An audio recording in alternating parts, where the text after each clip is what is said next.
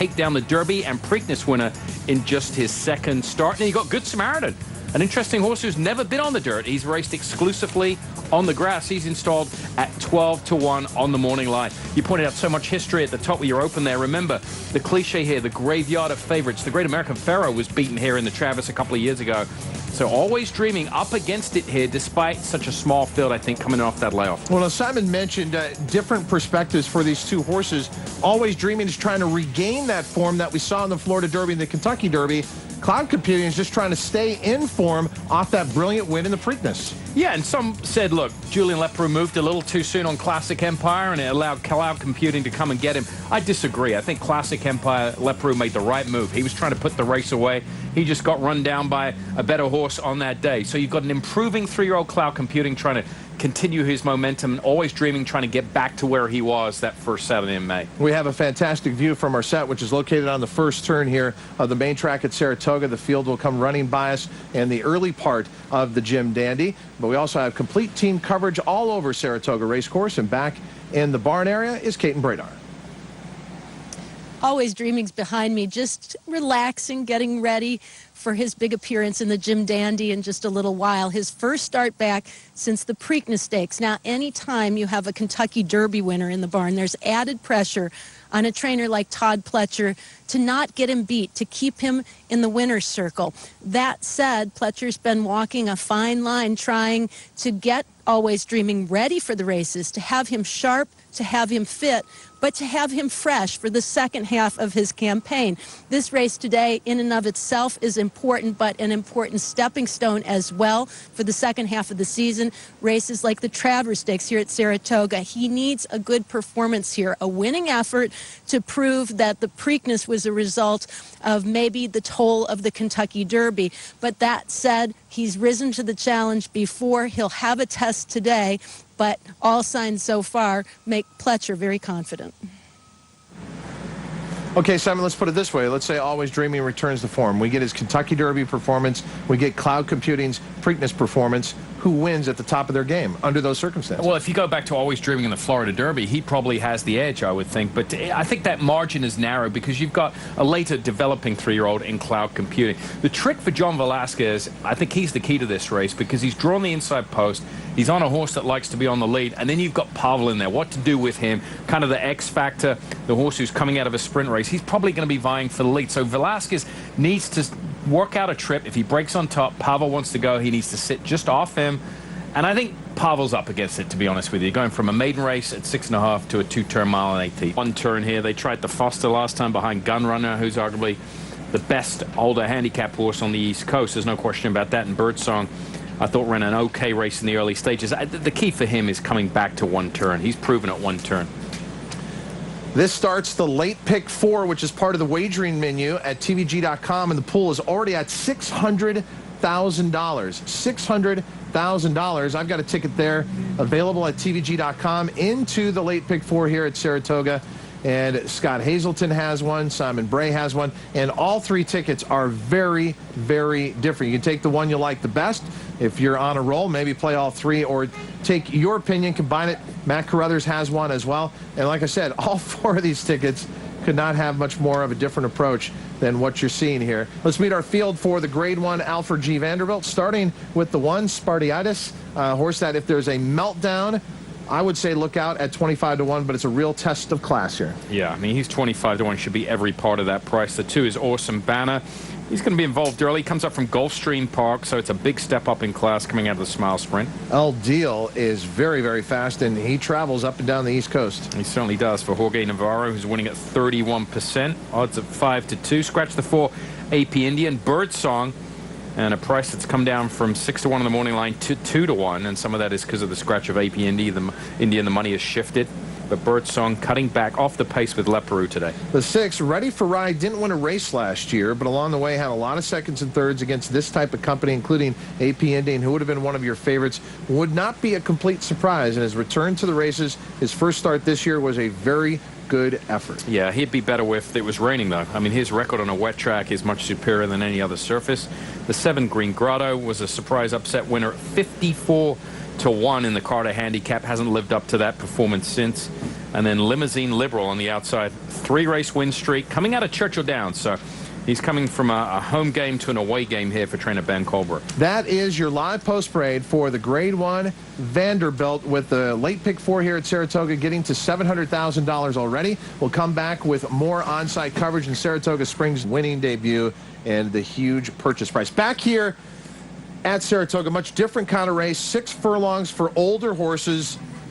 Grade 1, the Alfred G. Vanderbilt, and as we talked about with our colleagues out west, later on they'll have the Bing Crosby with your Eclipse Award winner in the sprint division last year, Dre Fong, making his return to the races. But this race will give you an indication about some of the better horses within the sprint division overall. The only guy that's missing here today is Whitmore.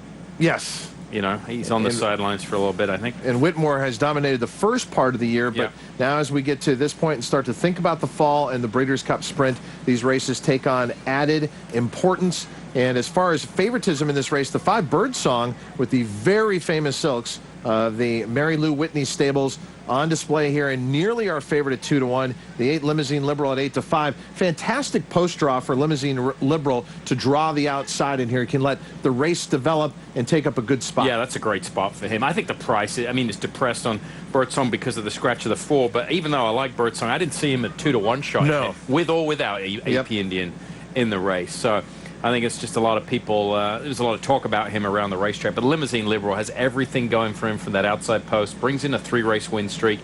He ran up here last year behind AP Indian and was well beaten coming into Saratoga last year. So that's a concern.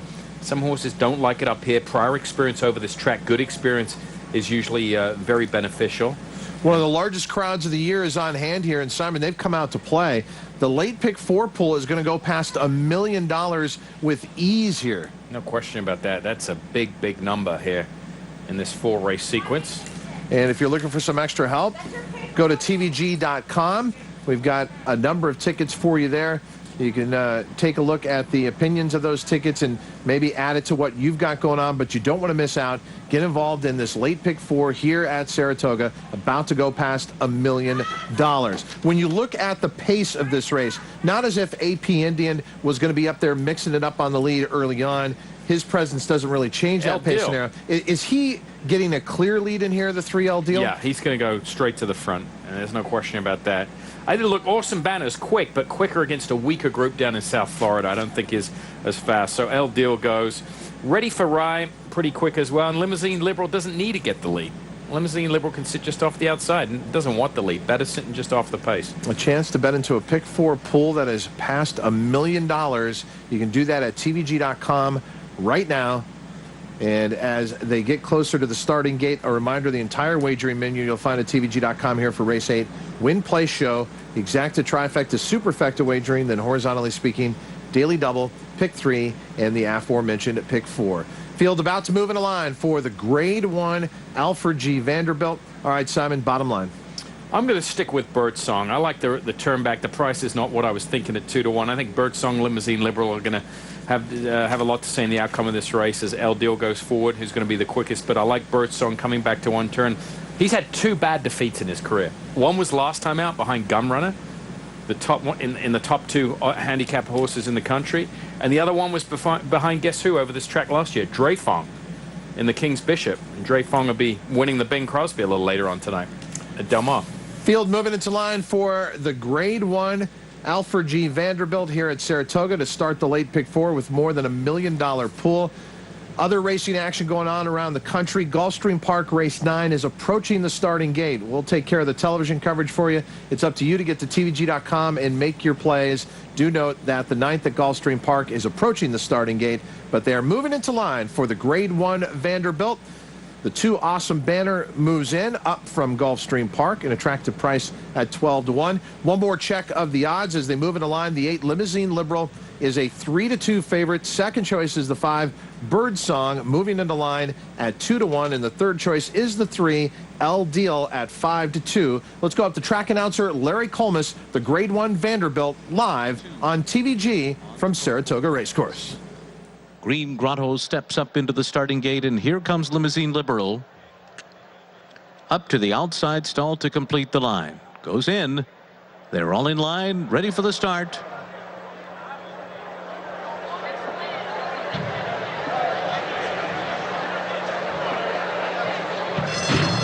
They're off in the Vanderbilt, and El Deal comes out flying and takes the lead right away. Green Grotto is away running in second position, and then it's Awesome Banner in third, followed by Spartiatus on the inside, Ready for Rye, and Limousine Liberal is outside of horses, 5 lengths off the lead.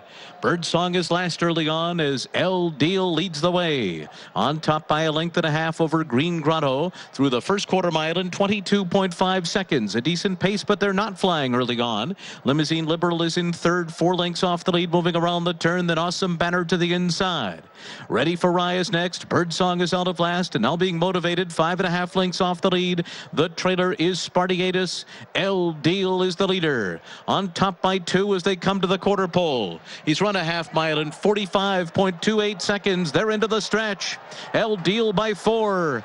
Birdsong on the far outside trying to make a run with Limousine Liberal, but El Deal is getting away. El Deal by 5, by 6 with a furlong to run. El Deal is all alone. Limousine Liberal, Birdsong, and then Awesome Banner all far behind El Deal, who crushed them in the Vanderbilt today, winning by 7 lengths as Awesome Banner gets second. Limousine Liberal was third and Birdsong fourth. The final time, a very fast one indeed, 1 minute 9.26 seconds. Just a couple of starts ago, El Deal was winning a starter handicap at Charlestown going 4.5 furlongs. He just shipped into Saratoga and laid ruin to the field in the Grade 1 Vanderbilt. He's had his third trainer in the last year. The 2 prior trainers were about 2 for 10 between them. Jorge Navarro 3 for 3 with El Deal now. And he just, bottom line, runs this group off their feet. I mean, he was the quickest in this race, yes. And we decided that going in, but nobody put in a punch late. I mean, he opened up. He had a 3-length lead down the backside, and he made it 9 at the wire. Absolute domination by El Deal here in the Vanderbilt, going off as your third choice at 5-2. Javier Castellano Del Mar in Saratoga. Back here at Saratoga, El Deal. What an emergence. A year ago, with a different trainer, as you were talking about, he wasn't even close to horses like Ready for Rye and Green Grotto, who were long shots in this race today. But now under the care of Jorge Navarro, he's a world beater. He is. He's 3 for 3. Do you have the graphic? El Deal has turned out to be the real deal in the Alfred Vanderbilt Grade 1 event here. El Deal, 5-year-old son of Munnings out of the Out of Place Mare Spirit, a Wailea, bred in Kentucky by Martha Buckner. Now 9 for 16 lifetime. 3.28 is how it finished. Keeneland graduate El Deal taking the Grade 1 Vanderbilt, and you can see a couple of pick 3s there because of the late scratch of the 4 AP Indian, so a consolation payoff in those pick 3s involving him. We go from the main track onto the turf. The Bowling Green will take us on to the inner turf course here, listed as firm, and a 1 3/8 miles coming up for 4-year-olds and upward. In the early wagering, 2 horses taking most of the play. The 4 Sadler's Joy at 9-5 and the 7 Ascend at 9-5. Yeah, and then bigger picture at 5-1 on the inside. I hope we have the backtrack. I probably should have mentioned this earlier, the United Nations, because I went back and looked at Joe Bro. The ride he put on big picture, he had everything his own rail. He snuck up the inside. You know where the temporary rail stops with the ship? He did the old move, ducked to the inside, got up. Back at Saratoga, a call for riders up. The Bowling Green is next, a series of graded stakes races highlighted by the Jim Dandy. And this next race will be older horses going 1 3/8 miles over the firm turf course. And you talk about a division. I got in this conversation with Andy Serling of the New York Racing Association the other day. The United States, you used to have a glamour horse year in and year out that you could point to either in the mile turf division or even in these longer races on the turf. That's not the case anymore. And I think you look at the Bowling Green and you kind of see that. A lot of these horses kind of rise up from pretty humble beginnings to go on and win some of our bigger races over here. But when the serious races happen later in the year leading up to the Breeders' Cup Turf, we can't compete certainly with the top tier European horses and even sometimes the second and third tier. Best U.S. turf horse we've had in the last 10 years was Flintshire. And he was a product of Europe. Yeah, and he was pretty well established. Yeah, at that point. Before he came. It wasn't like he was a horse. You think about horses developed here, I mean, you'd have to go back to, say, a Wise Dan. You'd have to maybe even say a Kitten's Joy. But the days of Manila, and a lot of people forget theatrical actually started out overseas. Yeah. But, you know, you look at Steinlen. And look at Allure and those horses. We just Paradise don't Creek. Yeah, we don't live in that age anymore. No. American racing has certainly fallen off in the turf division. But yeah, turf races are deeper than any other race as far as field size. That's right. And so when I look at the Bowling Green, it's a good betting race because, as we said, there's no dominant horse throughout. The 3 Closing Bell going through. Here's the 4. Sadler's Joy, who was 3rd to ascend last time out in the Grade 1 Manhattan at Belmont Park. Needs pace, right? I mean, he comes from far back. He just needs something to run into. There is the 5 Hunter O'Reilly. This is a horse who's good up to 2 miles. The question is if this horse is fast enough to beat this group. We'll be launching from last in this field, 11-1. Hello, Don Julio, coming to the picture momentarily. Let me ask you about Hello, Don Julio. 1, I think he gets the lead in here. Okay. And on top of that, he does get some weight concessions of about 6 pounds and in some cases 8 pounds here. Doesn't that matter a little bit more going a mile and 3/8? Yeah, it does, but he needs them. And the 7 Ascend. That's one way to look at it. That's why he's getting weight. Yeah. He's not as good coming in, Saratoga, this is the race right before the much-anticipated Jim Dandy, the showdown of this year's Kentucky Derby winner and Preakness winner. Never happened in the previous 53 runnings of that race. But right now, who's going to win the Bowling Green, son? I think Ascend. He's in the right form. Look, he's on a 3-race win streak. He's come out in 2017 2 for 2. Graham Motion has done such good work with middle-distance turf horses over the years. Better Talk now, Breeders' Cup turf winner, main sequence in that category. And he's got Ascend as well. And bumped into him earlier today. Yeah, it's a big weekend for him. He's got Irish War Cry in the Haskell. When is he going down there? He's going down tomorrow morning. And he said, well, are you guys going down? I said, yeah, we're going down on a bus tonight. And he looks at me and goes, maybe I'd jump on that. I'd love it if Graham Motion came along. Graham Motion, if you're listening right now after this race. Well, if Scott's interviewing after this race, let's get him on. We'll pick him up. Just have your overnight bag ready after the Jim Dandy with your Jim Jams and everything in there. If not, I'm sure Simon's got an extra pair of Jim Jams that he could have for you. And we will be staying at the Holiday Inn Express. I'm not sure he's staying there. They're about to break out of the starting gate for the Bowling Green. Live on TVG. Don't cheer too wildly. First time by the finish line. They're coming back round again. Let's go up to track announcer Larry Colmus.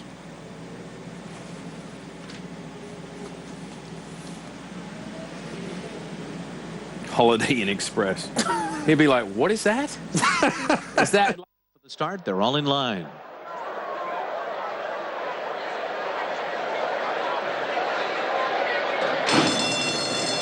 They're off in the Bowling Green. Frank Conversation had a very good beginning. Closing Bell goes with him, and Closing Bell's going to grab the lead. Frank Conversation's going to be taken back. Here's Hello Don Julio up into second. Ascend is third. Frank Conversation fourth on the inside by another 2. And then it's Bigger Picture, followed by Sadler's Joy, and the early trailer is Hunter O'Reilly. So they're on the first turn here. Closing Bell and Jose Lezcano making the pace, with Hello Don Julio second on the outside. Head running low to the ground there is Hello Don Julio. Hard held early through a 25.87 crawling opening quarter mile. Frank Conversation is next on the inside, and then comes Ascend, who is clear of Bigger Picture, fifth as they come down the stretch for the first time. Sadler's Joy is next, and Hunter O'Reilly is last.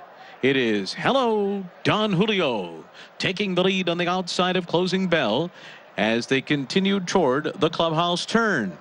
So they go past a half in 49.78 seconds. The pace is quickened a bit. John Velasquez letting Hello Don Julio go, and they've opened up the lead by a length and a half over Ascend, who's now up into second and being sent along by Jose Ortiz to keep this front runner in close company. And then it's Closing Bell in third. Frank Conversation fourth on the outside. Sadler's Joy is right alongside of Bigger Picture, and there's 6 lengths off of Hello Don Julio, while Hunter O'Reilly has been last all the way so far. 3/4 114.16 up the backstretch. Hello Don Julio taken on now by Ascend, who's just 3/4 of a length behind. Frank Conversation and Mario Gutierrez third, moving for the far turn. And then it's Bigger Picture, Sadler's Joy. Out of last is Hunter O'Reilly, and Closing Bell is now last. Around the far turn, Ascend moving on up on the outside of front-running Hello Don Julio. Frank Conversation is there. Sadler's Joy comes 4 wide. Bigger Picture cuts the corner, and they're into the stretch. Ascend on the outside, and Hello Don Julio. Sadler's Joy is closing on the outside and takes the lead with a furlong to run. Sadler's Joy to the front. On the inside is Ascend. On the outside, Bigger Picture is closing in, and so too Hunter O'Reilly from the back of the pack. They are coming up on the outside, and Hunter O'Reilly won it at 16-1 from last to first under Florent Giroux. Bigger Picture was second, Sadler's Joy third, Ascend was fourth, and a final time of 2 minutes 12.94 seconds. What a win here, and what a ride by Florent Giroux aboard Hunter O'Reilly. We talked about him coming out of 2-mile races where he seems to be his best. He likes to launch late, and did he ever today? Yeah, a little cutback here from 2 miles to 1 mile and 3/8 at Saratoga, and he launched late, you're right, under Florent Giroux. I mean, he won going away here when it was all said and done. Good performance, 2 back in an allowance race at the 1.5-mile trip. 5-1-4 here in the Bowling Green. And an upset here at 16-1, $34 winner. Biggest price of the day happens here in the Bowling Green with Hunter O'Reilly and Florent Giroux aboard. That is a Keeneland graduate taking the Bowling Green Handicap in an upset. And another look here. It was quite a move by Sadler's Joy. It looked like he's going to have this race in hand, but look who's still biding his time as they come out of the final turn. Well, he faced Sadler's Joy a couple of times in his career, and he'd been beaten by him both those starts. Not by far, 1.5 lengths and 2 lengths, but he turns the tables today. Look where he is, right under the graphic at the top left-hand corner of your screen. Only had 1 horse beat there, turning for home, and makes up a lot of ground. Just reels in the field in the final furlong and a half here. Nice run from the 1 as well. Bigger Picture for Joe Bravo. And the 4 just trying to hold on late there, Sadler's Joy. Send disappointing. 5-1-4-7, 16-1, over 7-2, over 5-2, over 9-5 ahead. The much anticipated Jim Dandley. And Kate Bradar in the middle of the paddock watching the field leave. We'll get her observations in just a moment. The post parade about to happen for the Grade 2 Jim Dandy, 54th running of this race, and as we've established in all the previous runnings, they never had a moment where the Kentucky Derby winner faces the Preakness winner, and we were expecting that big showdown in the Preakness itself, but always dreaming. John Velasquez saying going up the backstretch, I could tell he was not the same horse I had in the Derby, and then Cloud Computing. He had to hold on for a narrow win in the Preakness, but he kind of took it from there. He did. Now, always dreaming. Had a busy winter-spring campaign. You know, he started in January, broke his maiden, and then won the Derby, and it all came a little quick and came to a crashing end in the Preakness with a disappointing effort. So, regroup here. Hopefully, he's a better racehorse today. There he is at 4-5. And we've heard, as we mentioned, he's been much calmer, much more relaxed in his training than he was leading into the first 2 jewels of the Triple Crown. And remember, always dreaming, had to really work hard. It was a busy spring, a busy winter leading into the spring to get qualified for the Derby and the rest of it. So at some point, it had to catch up with him. It looked like it did in the Preakness. Cloud Computing, on the other hand, they took the very conservative route out of the Wood Memorial. They could have thought about the Kentucky Derby. Instead, they waited for the Preakness, and it paid off. Yeah, less racing. And both horses only broke their maidens at the beginning of the year. Cloud Computing in February, Always Dreaming at the end of January. The 3, Giuseppe the Great. First time around 2 turns here this afternoon. Blinkers coming off. He was well behind Practical Joke last time, who we'll see maybe in the Haskell tomorrow. Pavel broke his maiden July 1st. Talk about getting started late in the 3-year-old division and then showing up at the Jim Dandy. This would be quite a performance if he could beat this entire field. I mean, you know, even Good Samaritan has a resume that is further along than that of Pavel, let alone Pavel beating the Kentucky Derby winner and the Preakness winner. But Good Samaritan is 7-1. Pavel is 6-1. Good Samaritan's a Grade 2 winner. Yes, I understand on the grass, but you heard we're going to hear from Elliot Walden a little bit later on about the 5 Good Samaritan's chances, and I like them. Simon, look at this field of 5. What's the biggest price? 12-1. How about this? TVG has a promotion right now. If you sign up to be a new account holder, use the promo code BESTBET, you can pick any horse you want, either at Del Mar, Saratoga, and Monmouth, and get 20-1 odds on that horse. We'll double your first deposit instantly. That's new customers only. The promo code BESTBET. That was our post-parade live for the Jim Dandy. Kaiten, what'd you see? Elliot Walden of Windstar Farm has been, I'm told, looking forward to an opportunity to try Good Samaritan on the main track. But why now? Well, because you know, the Belmont Derby's over, where he ran in the $1 million mile and a quarter race, and felt like this was a great spot to try it in a small field.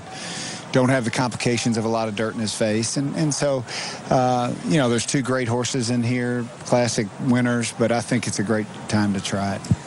What has he shown you that tells you he might take to the main track? Well, he's by Harlan's Holiday out of a pulpit mare. Both of them have had tremendous success. He's a big, long horse. And, you know, I think that he works good enough. You know, he's not a horse that'll work in 47, but he's a two-turn type horse. So a lot of times those horses don't work in 47. So, you know, it's worth a try, and I'm feeling that this is the spot to try it. Bill and I have been looking for an opportunity for a while now. Elliot, given the compact nature of the field and what you've seen of him so far, if his turf form transfers to the dirt or he improves, where would you like to see him sit? What type of a race do you expect? Well, he'll probably be last, I would say. You know, and it looks like you've got Pavel, who's coming off of one race out in California. Typically, those horses show speed. Giuseppe, the great's coming off one-turn races. And then you have the Always Dreaming, who has speed, and Cloud Computing likes to stalk. So I would hope this horse would lay back there and then try to come get him down the stretch. The last run is the best. Good luck. Right. Thank you. Guys. Well, that's the thing, Simon, because you get into these situations. We're sitting here as handicappers. The hype from a marketing standpoint is it's this horse right here, the Kentucky Derby winner against Cloud Computing. It's this big show that you'll find at the bottom of your screen. Back here, some tense moments leading up to the starting gate for the Jim Dandy. A pensive Todd Pletcher looking on. He's already had a big day with multiple wins, but this is the prize they want. Yeah, it is. I mean, there's a lot of pressure on here to get this horse back on track. Chad Brown, also very focused, watching his horse on the screen there. You can see two trainers there at the top of their game. And I like Chad Brown, and talking to Scott Hazelton earlier, it would have been easy to say, oh, it's not an end-all here today. You know, if we run well in the Jim Dandy, it's all about the Travers and the Midsummer Derby. He wants to pull off a win and then a big effort in the Travers. So there's a lot on the line here between the Kentucky Derby winner, Always Dreaming, and the Preakness winner, Cloud Computing. And standing close to the rail, watching the field warm up, our colleagues Scott Hazelton and Matt Carruthers. And these horses have been very, very calm. I mean, watching them warm up, Maddie, I anticipate seeing a very slow pace in this race as we watch now Always Dreaming and Cloud Computing be the first few horses to arrive here at the starting gate or near the starting gate. Yeah, and some late money coming on Cloud Computing. 9-5 is now turning 8-5. Public thinks it's a two-horse race. They're probably right. And if you think the pace is going to be slow, that means you favor Always Dreaming, who, you know, is going to be their first or second, probably at the half-mile pole of this race, depending on what Pavel does in the early stages. And you're right. These horses look extremely relaxed. And we'll see which one, Always Dreaming or Cloud Computing, you know, fares better off of the 9-week absence they both had since their meeting in the Preakness. Always Dreaming, 1.1 miles, I think could end up being his best distance.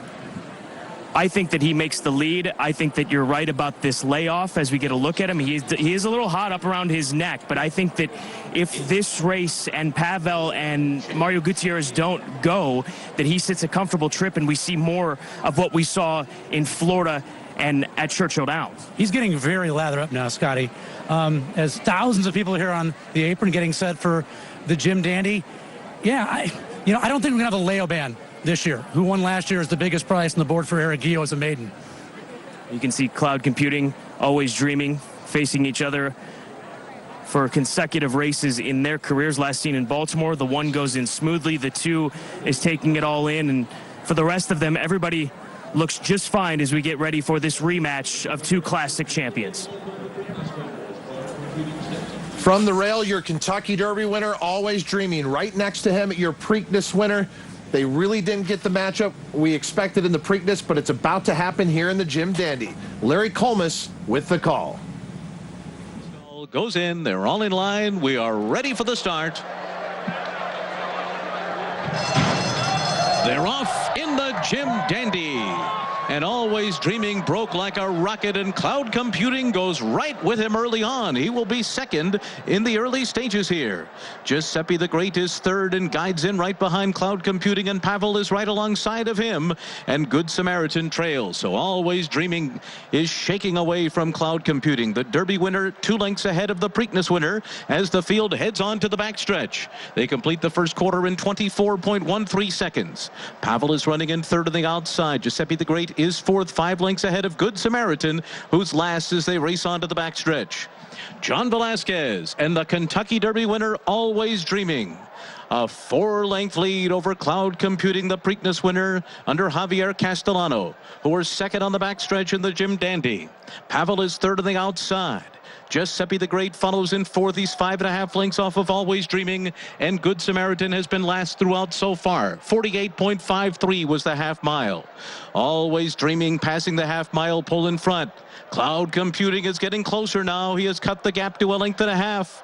And Pavel is sent along too by Mario Gutierrez to join the fray as Cloud Computing hooks Always Dreaming on the far turn. The two of them are inseparable, and Pavel is running right with them on the outside. Giuseppe the Great is fourth. Good Samaritan is last.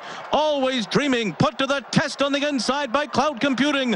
Pavel is in the mix too, and they're into the stretch. It is Pavel going for a huge upset on the outside of Cloud Computing and Always Dreaming, who fight on. Here on the far outside is Good Samaritan in his dirt debut, and he's charging in the center of the track. He's gone by them all. Good Samaritan has taken the lead, and he's pulling away.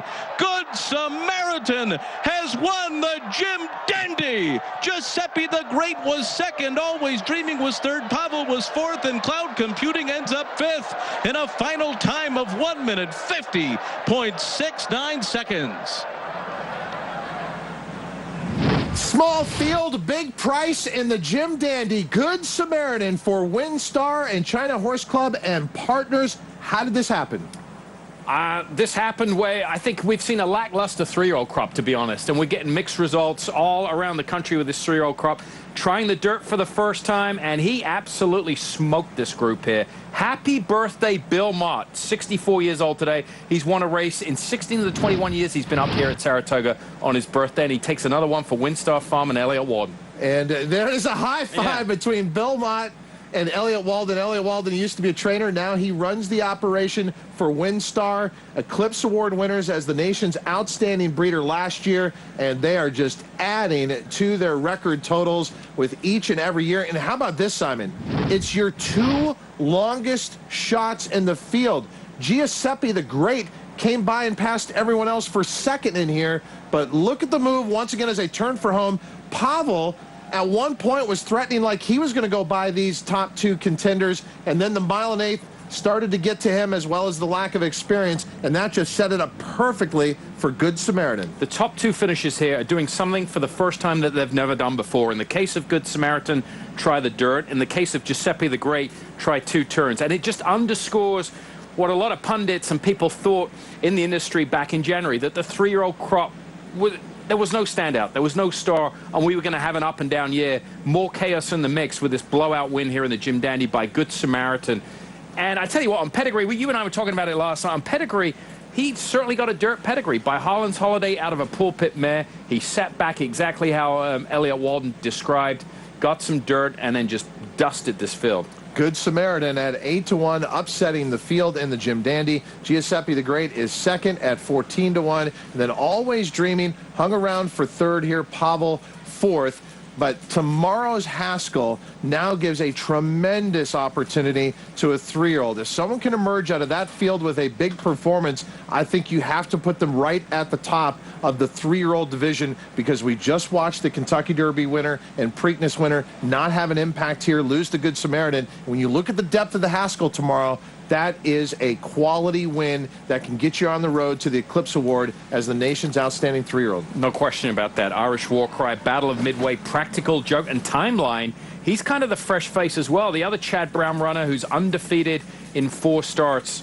This back half of 2017, as far as the 3-year-old division, it's in chaos, but boy, it's exciting to watch. Good Samaritan with a clear win in the Jim Dandy. Next up, you would have to think, obviously, the Travers as he comes out in good order.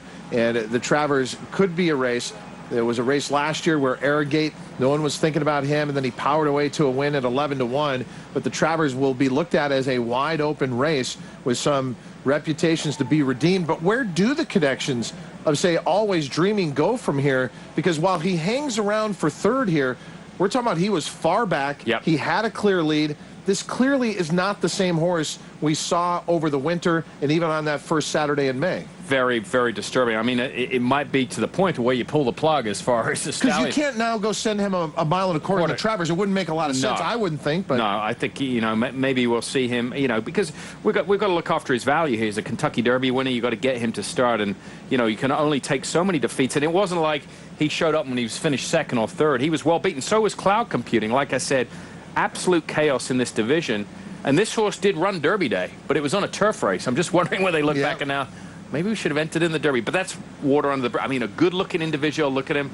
Big, long, striding horse. And that was a very good performance. As it stands today, he's the favorite for the Travers. The team out at WinStar Farm has to be very proud of watching Good Samaritan win the race the way he did today. This is their product through and through.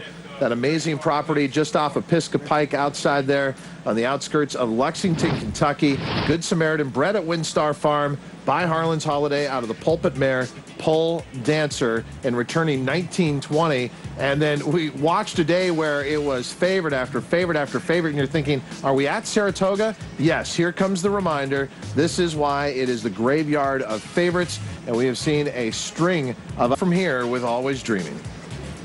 Decisions like that right now. Thank you. All right, thank you. Anna. I'm going to try to get Javi.